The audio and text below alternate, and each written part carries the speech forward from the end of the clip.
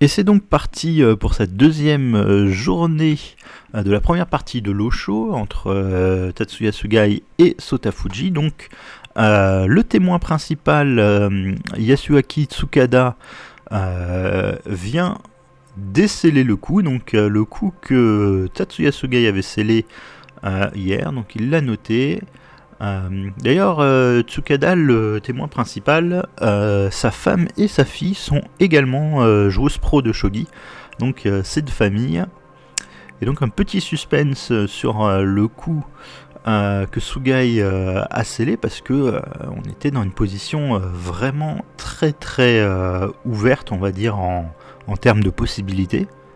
Et j'avais pas réellement d'idée de ce qui pourrait être joué. Et donc, il vient d'annoncer le coup qui vient d'être joué, et c'est un peu une surprise. C'est la tour qui remonte du coup en 4-6, et c'est pas un coup que j'aurais pensé forcément. Alors j'avais proposé ce coup-là moi avant, quand il y avait le fou encore sur la diagonale. Là, c'est une grosse surprise. Donc la partie va bientôt reprendre.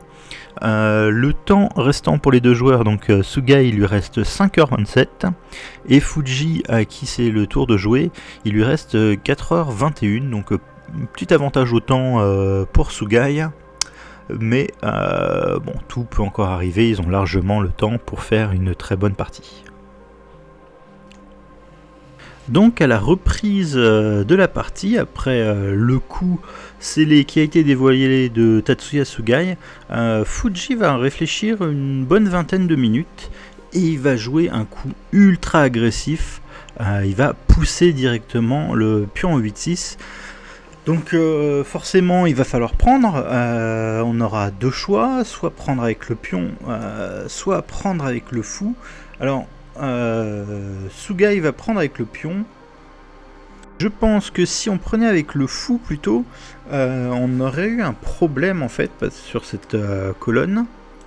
Et avec ce coup là par exemple, là on menace d'échanger les fous. Donc bien sûr le fou peut pas juste revenir sur sa case d'origine, parce que là la tour va pouvoir rentrer. Et après par exemple le fou prend, on va reprendre admettons avec cet argent. Bon, la tour menace de rentrer. On n'a qu'une seule réellement manière de défendre, ce serait reculer cet argent. Et déjà, le fou peut déjà attaquer la tour et réussir sa promotion. Donc, bon, peut-être de l'autre côté aussi, on va peut-être réussir à faire promotion. Mais ici, bon, c'est assez critique comme position. Il y a déjà, à mon avis, pion là. Et bon, la position est absolument mauvaise là pour Sente. Les deux sont en train un peu d'attaquer, et encore je dirais que Goté attaque bien plus fort ici. Et en plus on va avoir du matériel en moins, donc un château moins fort, notre attaque est moins forte, et puis le matériel en moins, ça fait beaucoup trop pour tenir en fait, tout simplement.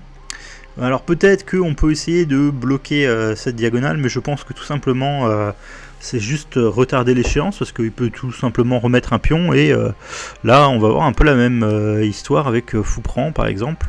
Et bon, en plus il n'y a même pas de changement de structure du château qui est très très fort. Et là du coup bon bah on serait pas hyper bien. Peut-être on peut regarder Général d'Argent. Mais ici, on a un très fort coup côté Goté. On va tout simplement faire tour prend, après pion prend. On a cette fourchette, attaque la tour, attaque l'argent. Et du coup, bon bah soit on récupère la tour, et puis comme on a dit, le château est plus fort, et en plus cet argent là est encore plus exposé maintenant qu'il est ici. Soit on va gagner un argent, donc encore une fois, cette position est très prometteuse pour Goté. Et c'est donc pour ça que il a pris avec le pion. Ici, Sota Fuji joue un coup très très fort, pion 4-5, qui menace d'échanger les fous, et puis ensuite la tour va pouvoir rentrer. Donc c'est vraiment un problème ici pour Sugai, et du coup il décide de fermer cette diagonale. Et donc l'enca des joueurs du matin. Alors Sugai a pris un jus d'orange pressé et un café chaud. Et Sota Fuji lui a pris un café froid et un gâteau à la fraise. Donc là, grand avantage pour Fuji, en tout cas au niveau de la nourriture. Et à la position, ça commence à sentir bon pour lui également. Et donc dans cette position maintenant, Sotafuji prend le pion, ce qui fait qu'il a également un pion en main, donc ça va lui permettre d'avoir plus de possibilités tactiques. Et ici Sugai reprend le pion, hein, c'est forcé. Et du coup dans cette position, Fuji aurait plusieurs possibilités intéressantes. Alors la première chose, quand on a un pion en main et qu'on a fait ce sacrifice de pion pour en fait se débarrasser du pion de la colonne, on peut penser de suite à ce coup là. Alors bon, l'idée c'est que sur fou prend, on a tour prend et puis on va réussir à rentrer. Et en fait bon, sinon on gagne le cavalier.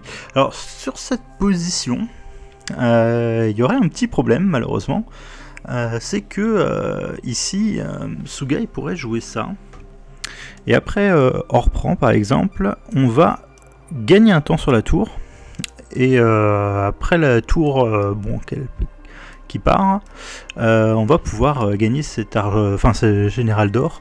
Donc c'est quand même un peu un souci, hein, cette position.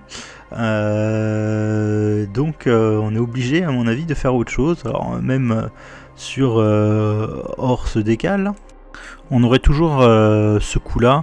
En plus on protège le pion. Alors bien sûr un jour ça va être chassé, mais le temps qu'on parte, à mon avis, on peut peut-être même par exemple jouer ce coup de pion qui menace Tokin, et après prise et puis on reprend.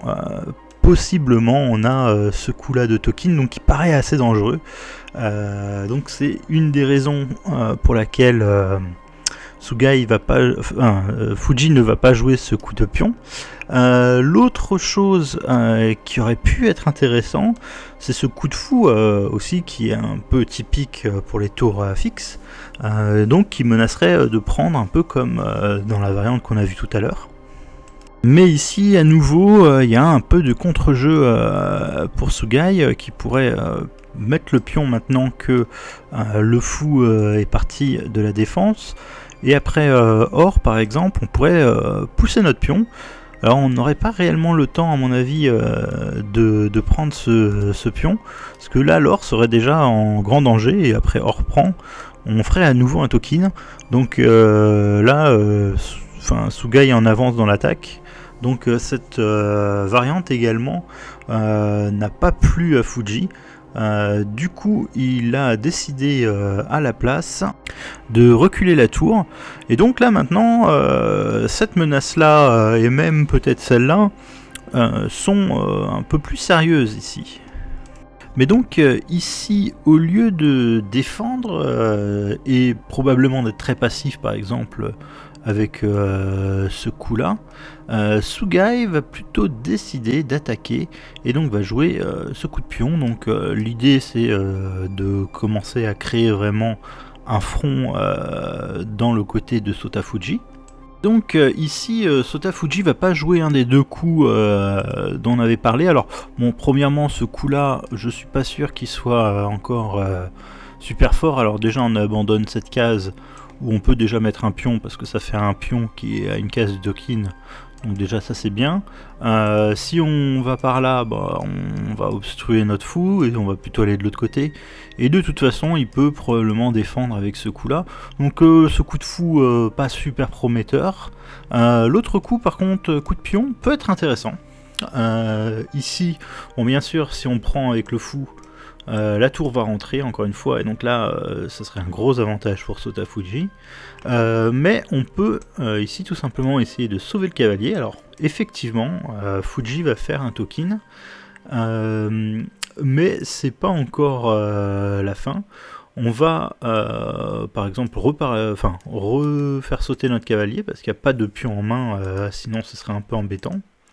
Et admettons le Tokin, bon il va falloir qu'il essaye de prendre une pièce, donc il peut pas vraiment prendre la lance parce que le fou défend bien, donc il va peut-être essayer de se replacer ici, et tout simplement ici on pourrait côté Sugai redescendre la tour et donc maîtriser ce Tokin, alors qui est certes présent, mais qui n'a pas un impact incroyable. Et finalement, peut-être que plus long terme, on va pouvoir jouer ce genre de coup, peut-être ce genre de coup aussi. Et du coup, la position ne serait pas si claire malgré la présence du token. Et donc c'est pour cela que Sotafuji n'a pas joué un de ces deux coups-là, et à la place, dans cette position-là, il a joué le pion en 7-4. Alors ça menace quelque chose de très concret. Si par exemple, on va faire passer son tour à Sugai en jouant ce coup-là, on va repousser une deuxième fois le pion. Alors si on prend avec l'argent, probablement les fous vont s'échanger.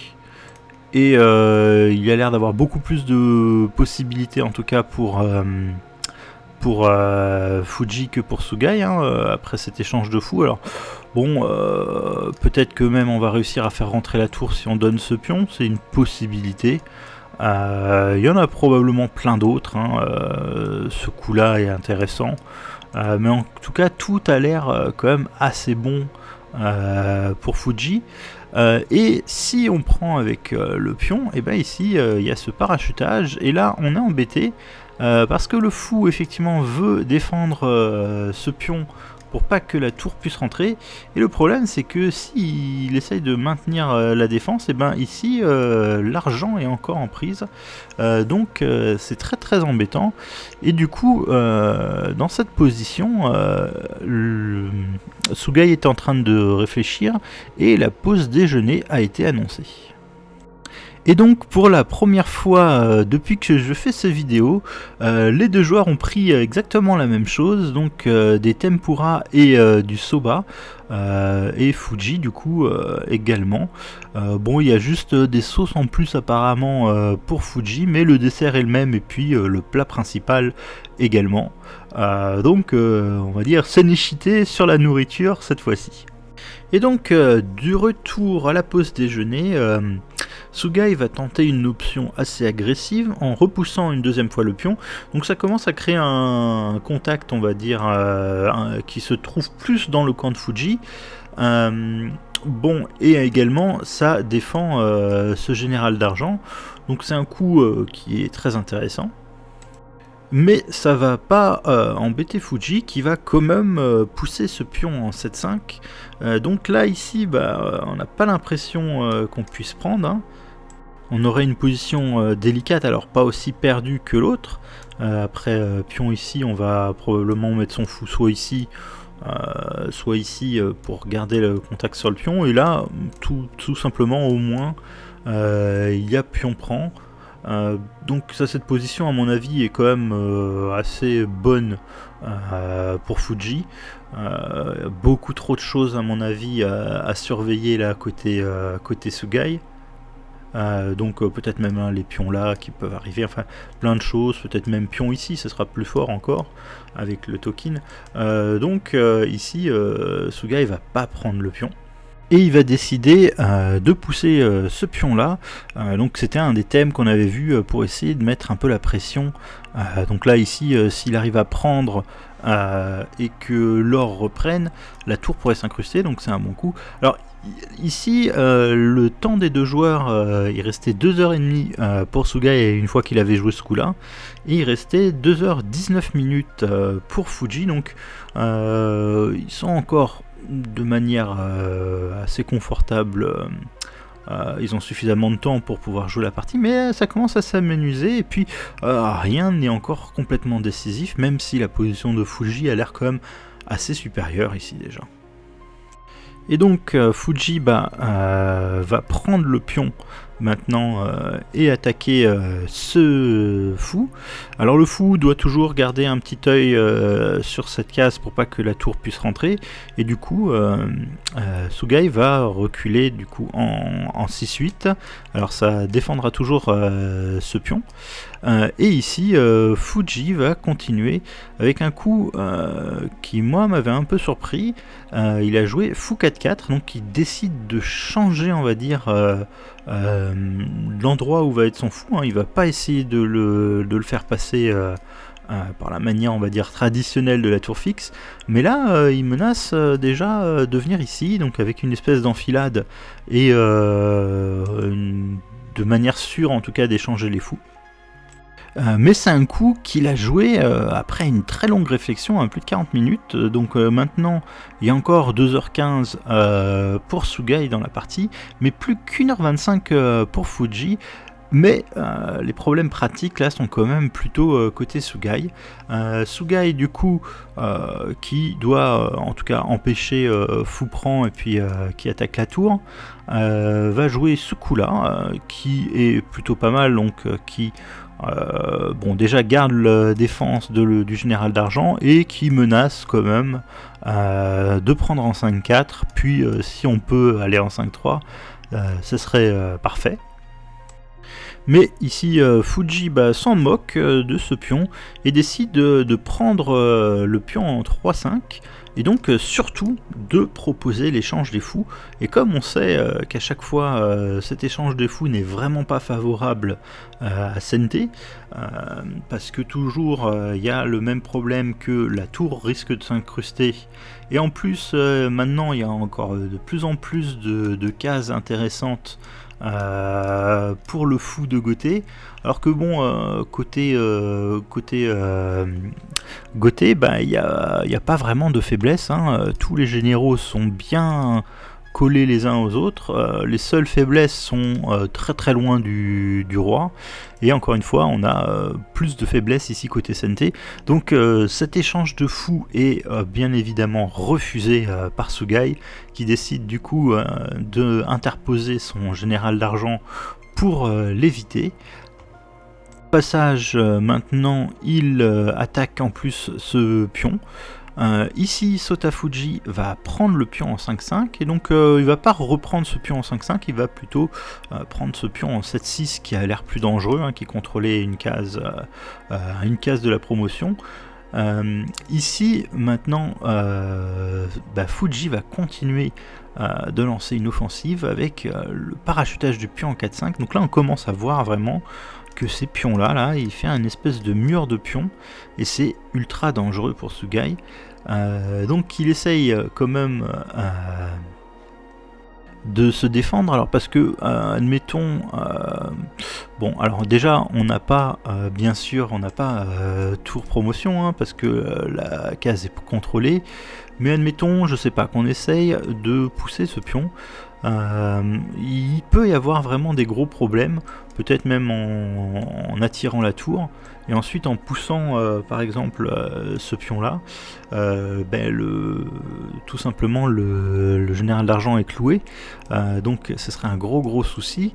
Il va falloir faire quelque chose pour vraiment diminuer cette pression, et ici du coup Sugai décide de reparachuter pour attaquer le fou de Fuji et essayer d'éliminer ce vis-à-vis qui est quand même très très gênant. Et donc ici Sotafuji va replacer son fou maintenant en 5-3, où il commence à remettre la pression à nouveau sur ce pion. Alors on pourrait jouer un coup un peu passif, mais il va falloir faire attention un peu à ce genre de coup, donc c'est un petit peu dangereux. Si on joue un coup par exemple, on recule notre argent, par exemple même pion ici serait embêtant, après la tour qui part. On pourrait peut-être mettre même le pion ici pour faire promotion. Ça commence à vraiment être pas très intéressant là, pour Sugai. Et du coup Sugai décide de compliquer les choses ici en poussant le pion en 6-4. Donc il est pris par Sotafuji. Alors bien sûr on ne peut pas prendre avec le fou parce qu'on a besoin de cette case là pour pas que la tour puisse rentrer et faire promotion, ce serait un peu dommage. Et ici maintenant enfin Sugai recule son argent et du coup arrive enfin à solidariser ce général d'argent qui était une faiblesse dans beaucoup de variantes avec le reste de son château. Alors maintenant donc dans cette position, les deux châteaux on va dire sont redevenus à peu près égaux. Par contre, Fuji a du matériel en plus déjà. Il a gagné un pion dans l'histoire. Et surtout, il a encore pas mal d'avance, on va dire, dans l'attaque avec ses deux pions qui sont potentiellement très très forts, une possibilité d'attaquer ce cavalier. Donc ça commence à être un petit peu dangereux vraiment là pour Sugai, et Fuji là a déjà un bon avantage. Alors le seul petit espoir pour Sugai, c'est qu'il a encore 1h29 à la pendule, et Fuji lui reste déjà plus que 26 minutes. Donc là maintenant on est dans un moment où Fuji a clairement l'avantage dans cette position, mais il va falloir la convertir en n'ayant plus beaucoup de temps. Et donc pour faire cela, il va commencer par parachuter un pion non pas en 8-8 pour attaquer le cavalier, mais en 8-7 qui menace de faire Tokin à un endroit plus intéressant que si c'est en 8-9. Donc Sugai va défendre cette case avec le fou, et là, coup de tonnerre, et Fuji décide quand même de faire Tokin. Alors l'idée que si on prend le Tokin, on va parachuter un pion devant la tour. Alors là bien sûr on peut pas prendre parce que tour prend, en plus ça gagne un temps sur le fou, et là la tour va rentrer, c'est sûr. Alors même si nous on va réussir aussi à faire un dragon, là le problème c'est que notre fou est vraiment très vulnérable, donc pas sûr qu'on ait même le temps de le faire. Donc ce pion ne peut pas être pris, mais on doit quand même garder le contact avec ce pion. Donc on va jouer par exemple, je pense que c'est le seul coup, tour en 6-6, et ici enfin on va utiliser un des générales qui composent le château pour pousser, et ensuite on va menacer effectivement la poussée de ce pion, et la tour va devoir partir du contact de ce pion. Alors on pourrait essayer de défendre une nouvelle fois avec le cavalier ici, mais ça n'a pas très bien marché. Par exemple on pourrait continuer de se faire harceler avec le pion devant la tête du fou. Alors il n'y a pas vraiment de très bonne case. Probablement on va venir ici, ça a l'air d'être la moins mauvaise, mais tout simplement changer la colonne de la tour, et puis commencer à attaquer maintenant la tête de cavalier. Et là vraiment il n'y a aucun contre-jeu pour Sugai, donc cette position serait quand même assez désespérée déjà. Et c'est pour ça que ici, après le coup de Tokin, Sugai ne va pas reprendre ce Tokin. Donc à la place, il va parachuter un pion en 7-3, donc il va essayer de faire un Tokin lui aussi, mais le Tokin de Fuji a un petit peu d'avance et va commencer à attaquer le fou. Alors le fou, bon ça tombe bien, il y a un pion qui voulait prendre, donc il va prendre ce pion, et le Tokin va continuer à attaquer la tour, donc ça c'est un peu plus embêtant. Sugai va jouer le coup tour 7-4, donc même chose, là il commence à mettre un peu plus de pression sur ce pion, et Sota Fuji va avancer sa tour, donc lui maintenant attaque le fou. Le fou va prendre le pion en 6-4, et maintenant ici Fuji va jouer un coup assez merveilleux qui commence réellement maintenant l'attaque des châteaux. Donc on commence à arriver dans la phase finale avec le parachutage du pion en 5-7. Donc ce pion va être très ennuyeux parce qu'il va menacer de faire Tokin et d'être un fabuleux avant-poste. On ne peut pas le prendre. Alors si on le prend, il faut voir que après fou prend, la tour est obligée de recapturer, et on a tout simplement ce coup là qui est très embêtant, qui fait une fourchette. Alors on peut essayer de défendre les deux, mais après par exemple Tokin ici, maintenant il n'y a plus de casse pour la tour, en tout cas qui permet de défendre encore l'argent. Donc on va être déjà matériellement bien moins bien, et en plus il y a un meilleur château en face, donc là cette partie serait cuite.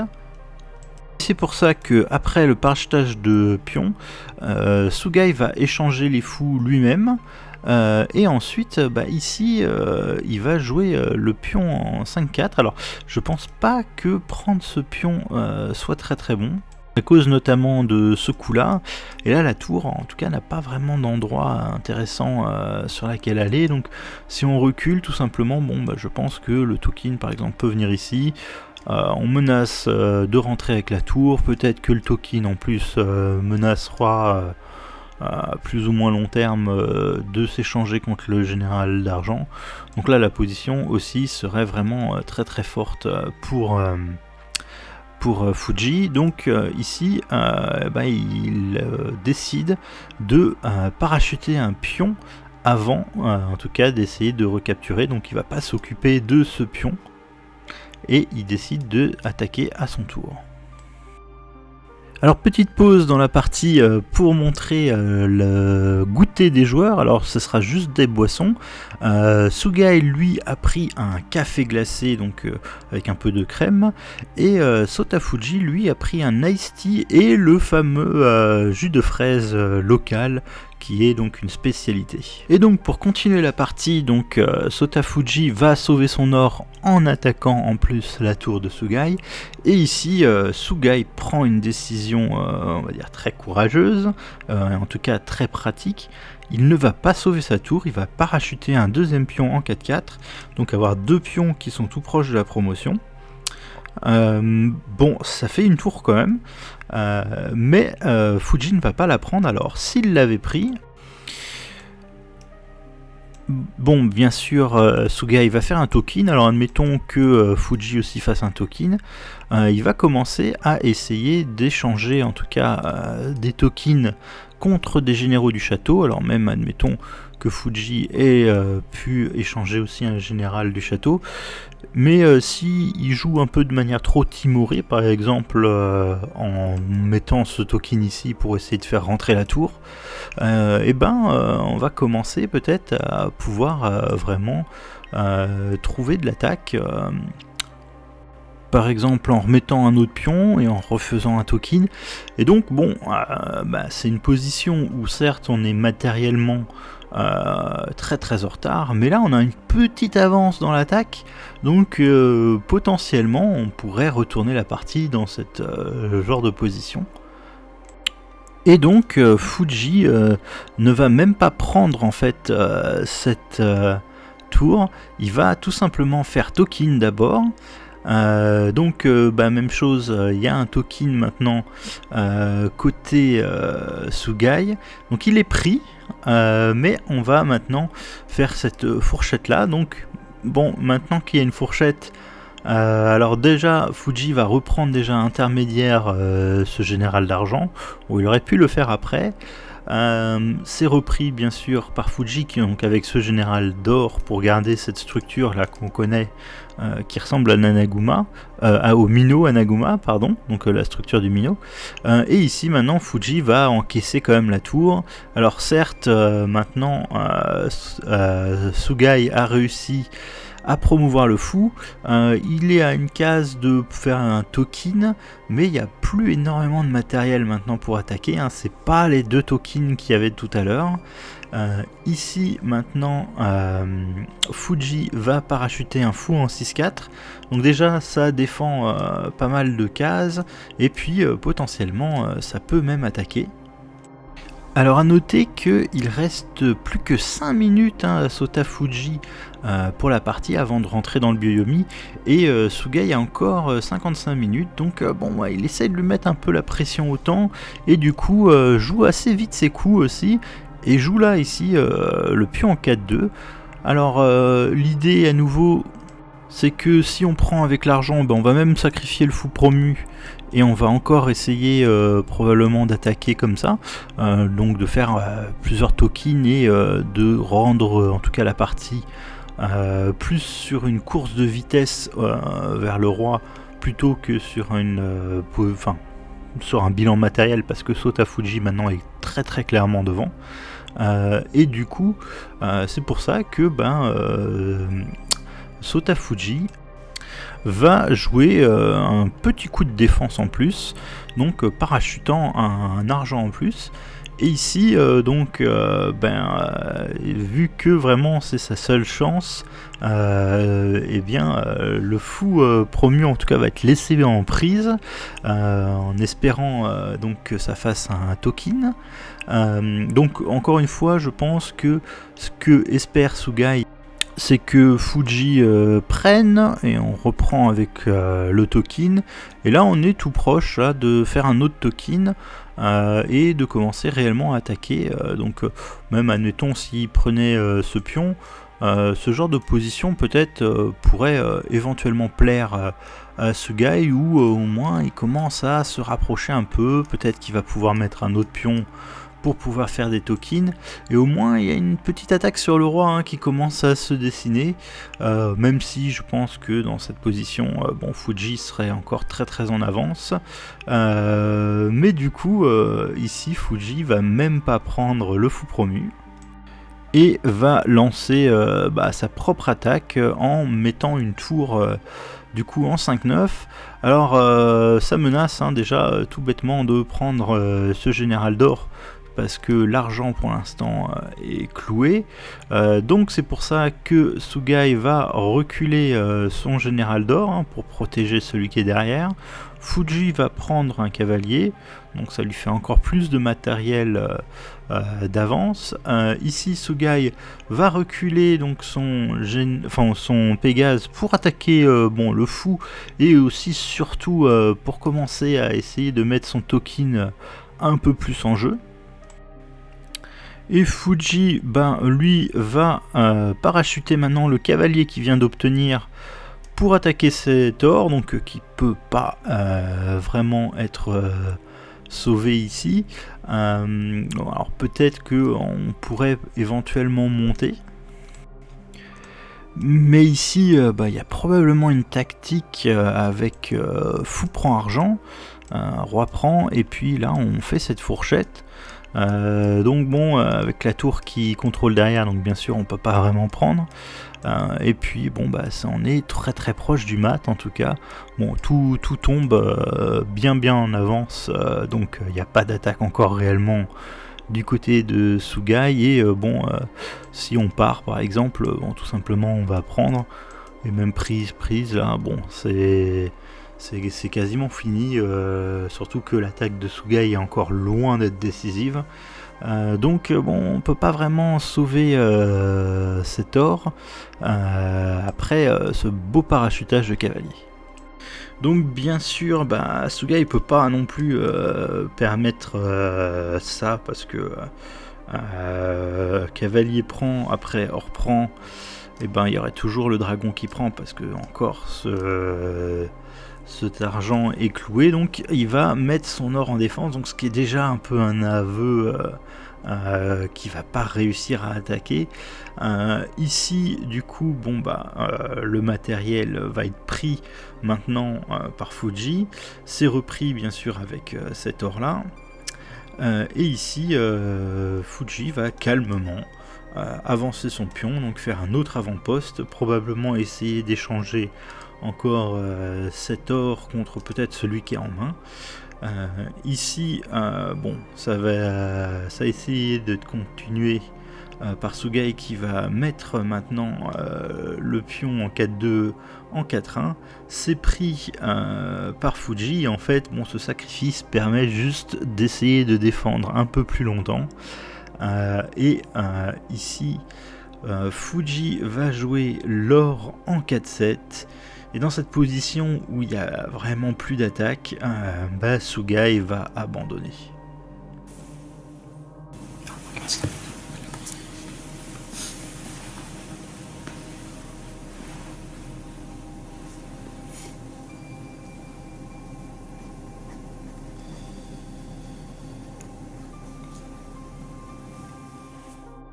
Je vous remercie du coup d'avoir regardé cette vidéo, j'espère avoir pas dit trop de bêtises, et je vous donne rendez-vous le 20 et 21 janvier 2024 pour la deuxième partie de ce titre, entre bien sûr les deux mêmes joueurs, Sugai et Fuji, mais cette fois Fuji sera senté, donc ce sera une autre partie.